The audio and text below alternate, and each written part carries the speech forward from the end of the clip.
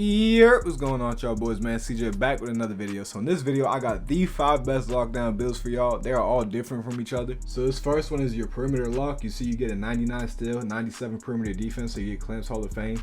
And you are somewhat of a secondary ball handler. With this build, you get a 70 ball control, which is decent. But the main focus of this build is the perimeter defense. Now, I know you might be looking at the finishing and being like, why don't you have any finishing? I went with the close shot just so when I do grab an offensive rebound, I can go back up. The 60 driving layup is fine. That definitely works. I have a build that has like a 40 driving layup. If you're open, you can get the driving layup. This build is really more focused on shooting on the offensive end. But like I said, if you do get by your man, you can definitely make a layup or get a standing layup. But it's mainly focused on the shooting. So with this build, you are a perimeter threat. You can hit fades, step back threes, all kinds of shots. So the shooting is not even a question. You're a very good shooter. Defense, you are locking down the perimeter. You have enough speed to guard perimeter. Your steals a 99. That's really good. 87 block is also good. So you can contest shots in the paint and get blocks, stuff like that. 94 rebounding is perfect. That 94 rebounding is actually really good. So you're going to be snagging boards as well. So this build would be really good for running the two. Pretty much like a Klay Thompson build. You know, not much finishing. The shooting is really good. You have elite shooting. I know it's 85. But trust me, that shooting is really good. And here's the takeovers that you get as well. You're going to be able to lock down the perimeter and also play paint defense as well. So you're a really good all-around lockdown build that can shoot. The 3 players you're compared to is Lonzo, Gary Payton, and Marcus Smart, and it says you're a 3&D point. 20 shooting badges is more than enough. I'm going to show you where I would put my badges. So you see I'm going green machine first. If you plan on just being a spot up, really just throw on catch and shoot, that's another good badge. No matter what build it is, I always have volume shooter on, so either put that gold or Hall of Fame, whatever you can get it to. Definitely have agent 3s as well. I have 1 shooting badge left, but if you core agent 3s, you can go ahead and get Claymore. And if you're a spot up, just run this right here. You got 4 left, and I just go ahead and throw that on Space Creator or Mini Magician, whatever one you want, and you can run something like this. Although catch and shoot is a good badge, me personally, I would take it off and put Space Creator. I like hitting step backs, fades, all those type of shots. So that's the badge setup I'll run right there for shooting. This is what I would do for playmaking. These are the badges I would use. Now I'm going to take Ankle Breaker off and put it on Needle Threader. I think that's pretty good. So this is what I'll run right there for playmaking. For defense, I'm going to throw on Anchor, throw on Chase Down Gold. Obviously, you want to have your Glove Hall of Fame. You want to have your Clamps Hall of Fame. And you can also just core Clamps Hall of Fame and then get Challenger Hall of Fame. So with these 3 perimeter defensive badges on Hall of Fame, you are going to be an absolute menace on the perimeter. You get Challenger Hall of Fame, Glove Hall of Fame, and Clamps Hall of Fame. The extra badge points that you do get, I'll throw them on defense. So then you have,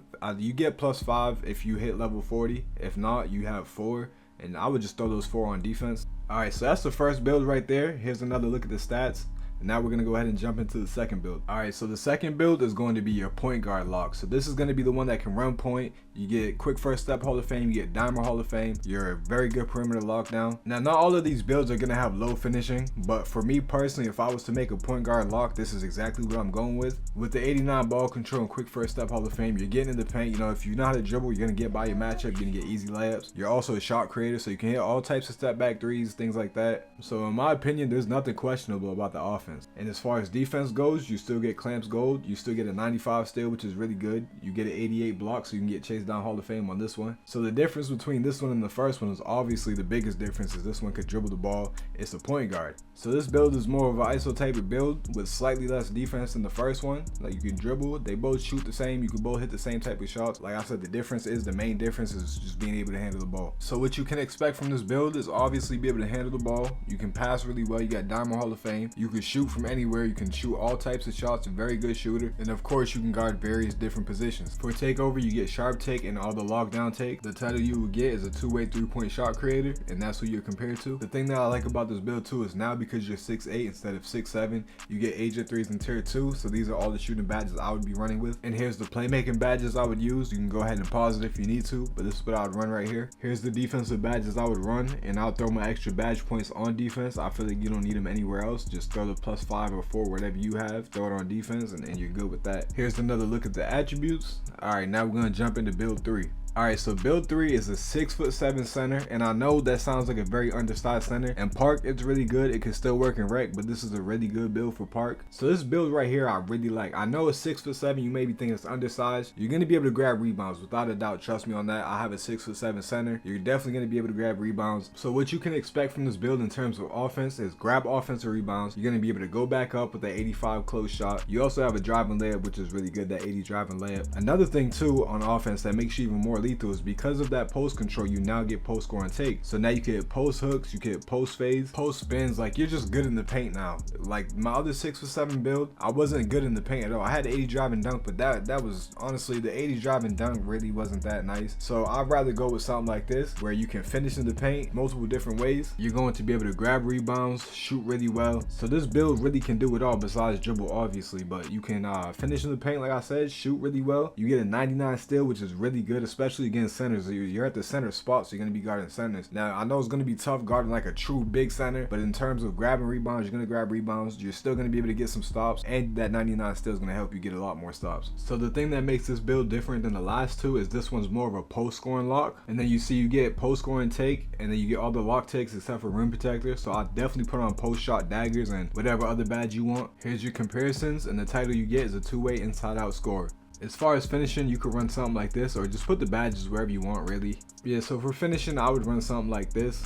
For defense, these are the badges I would run right here. Now, if you want to throw your extra badges on defense, go ahead. I probably would put them on finishing because I feel like this right here is fine. But if you want to throw your extra ones on defense, go ahead and do that. So what you can expect out of this build is a post scoring lock. You grab rebounds, finish in the paint, post hooks, post fades. It's a good all around build. Now here's build number 4. Now I know it says point guard right here, but go ahead and change that position to center. This build would be better at center. So this build is a 6'9" center, and this one actually has finishing. And this is also another very good build. Now this one, compared to the other ones, the defensive stats are lower, but the difference is you are now 6'9", you have a bigger wingspan, you're able to dunk on people, you're able to finish in the paint, you're more of an offensive threat because now you could grab rebounds, go back up, you could drive in the paint, get contact dunks, you can still shoot very well, still hit fadeaway shots, things like that. So this build, what it brings on offense is you have brick wall gold. That brick wall gold is actually really nice, so don't sleep on that. That's going to get you open a lot. So as a pick and roll or pick and pop, you're going to be lethal. You set those screens and you can pop. If they get used to that, you can roll. You got dunks, you got the elite contact dunks, so you're going to be really nice in the paint. Right here are your takeover options. Here's your comparisons. You're a two-way inside out scorer. Here's your defensive badges. This is what you end up getting.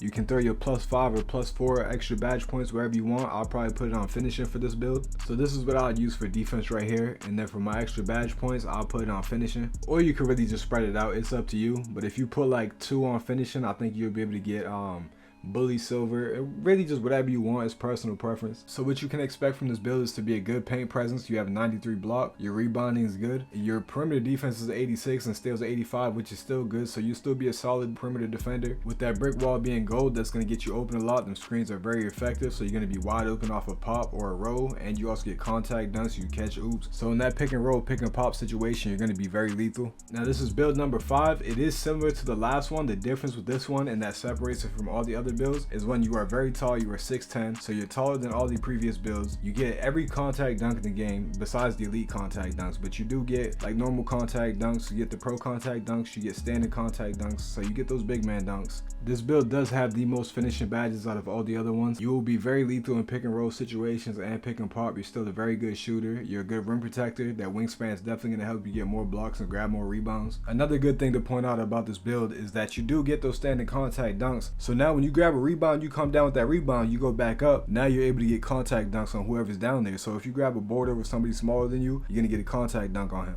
Now I'm not gonna really get into the badges because I already told y'all what badges I would run, what badges I would pick. This one you do get 15. I would just go with the more spot up shooting badges. Alright y'all, I'm just gonna let the rest of this video play out so y'all can see what badges I picked, what takeovers y'all get, things like that. But thank y'all for watching. Don't forget to like and subscribe.